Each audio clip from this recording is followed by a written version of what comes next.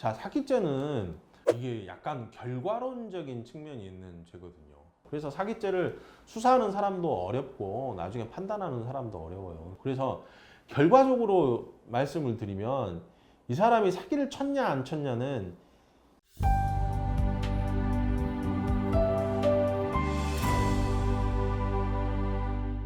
그걸 이렇게 사기죄로 성립될 수 있는 정도나 범위나 이런 게 어떤 게 있을까요?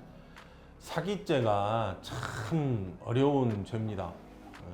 왜 어렵냐면 이게 약간 결과론적인 측면이 있는 죄거든요. 결국에는 이제 돈을 못 갚았을 때 죄가 이제 되느냐 안 되느냐 이렇게 가는데, 사기라고 하면 보이스피싱부터 아주 그 고도화된 뭐 사기도 있고, 아니면 아주 단순하게는 돈을 빌려줬다가 못 받는 경우, 그러니까 돈을 빌려가서 안 갚아버리는 경우, 그렇게 있을 수 있는데, 뭐 사인 간의 돈거래, 돈을 빌려주거나 아무튼 뭐 이랬을 경우에 못 받았을 경우 어떻게 사기죄가 성립하냐. 자, 사기죄는 사람을 기망하여 재물을 편취한 자 이렇게 돼 있습니다. 그러니까 일단 속여야 되고요. 그 다음에 재물이나 재산상의 이익을 얻어야 됩니다. 그냥 단순히 뭐 어떤 사람을 속여가지고 뭐 액션을 하게 했다. 그러니까 내가 뭐 내일 영화관 가지도 않을 건데 11시에 영화관에서 보자라고 해서, 흔히 말하는 우리는 사기쳤다고 하는데 그런 경우에는 안 되겠죠. 왜냐하면 재산이 안 걸려 있으니까. 그러면은 기망, 무엇을 속인 거냐.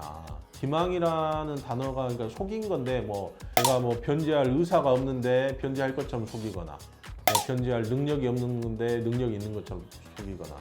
보통 돈거래에서는 이제 그 기망을 판단하는 기준이 변제할 의사와 능력이 있었느냐, 이런 게 중요한 기준이 되거든요. 그러면 변제할 의사, 돈 갚을 마음이 있었느냐?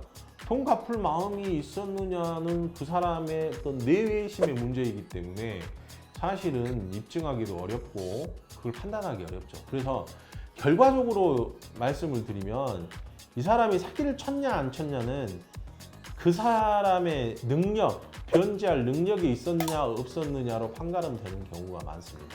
예를 들자면 제가 누구한테 A한테 돈 1,000만 원을 빌렸어요. 1,000만 원을 빌리면서 다음 달 31일, 다음 달 오늘까지 갚아줄게. 한 달 안에 갚아줄게.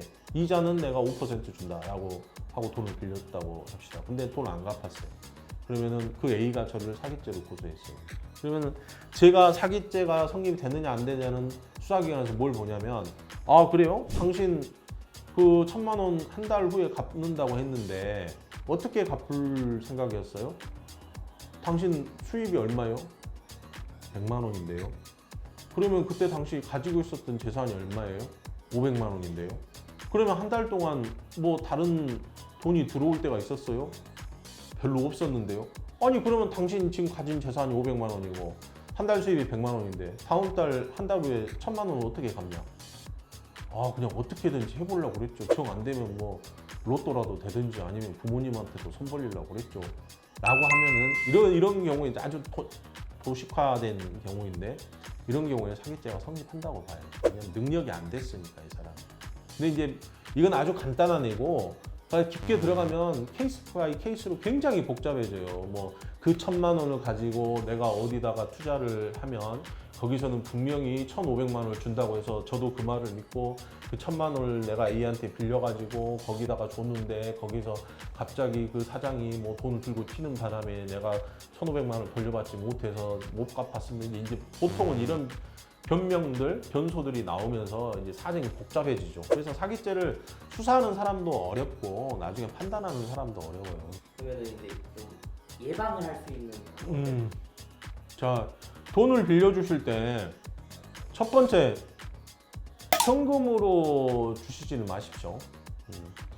그러면 가끔 돈을 받은 사실 자체를 부인하는 경우가 있거든요. 근데 이런 경우를 막기 위해서는 당연히 계좌이체를 하셔야 되고, 두 번째, 이제 이게 중요한데, 뭐라도 하나 써놓으십시오. 말로만 하지 말고. 자, 몇 년, 2025년 몇 월 며칠 날 돈을 빌려준다.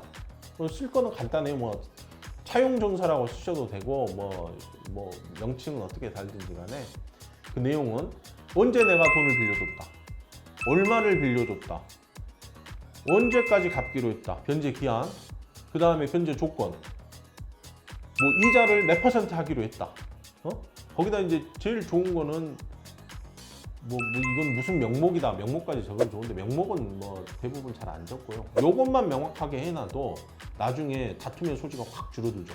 거기다 이제 해놓고 돈 빌려간 사람이 자필 서명하게 하거나 아니면 뭐 지장이나 뭐 도장을 찍게 하면은 그 자체 가지고도 이제 많이 싸우는데 그래도 서류가 뭐 꼭 사기죄만 아니라 모든 법률 관계에 있어서는 서류가 가장 우선적인 증거이고 우선적으로 법정에서 인정이 됩니다. 그래서 그 차용 증서를 받고 도저히 차용 증서를 받을 사이가 아니고 나 뜨거워서 못하겠다 라고 하면 전화를 하세요. 빌려줄 때. 그래서 전화를 해서 녹음을 하세요. 자연스럽게. 누구야 뭐 얼마 빌려달라고? 그래?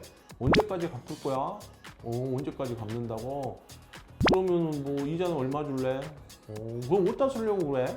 그런 것들을 녹음해가지고 녹취 파일만 있어도 엄청난 나중에 증거가 되겠죠.